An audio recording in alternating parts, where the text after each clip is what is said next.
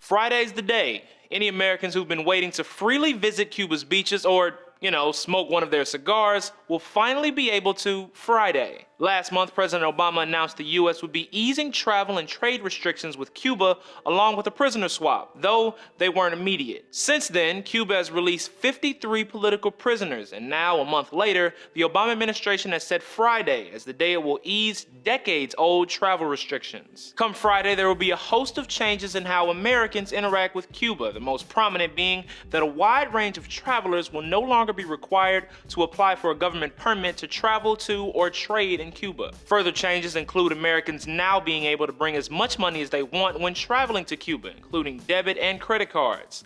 They can now bring back $400 worth of goods, including $100 in alcohol and tobacco, and Cuban Americans can now send Cuban family members $2,000 per fiscal quarter. In a statement, U.S. Treasury Secretary Jack Lew called the previous policies out of date and says the new rules will have a direct impact in further engaging and empowering the Cuban people, promoting positive change for Cuba's citizens. But not everyone is happy with the change. Senator Marco Rubio, a Cuban American who's been adamantly opposed to the president's attempts at thawing U.S.-Cuba relations, called Thursday's announcement a windfall for the Castro regime and questioned the administration's legal authority to implement the policies. It's important to note that Friday's changes aren't clearing the entire slate between U.S. and Cuba.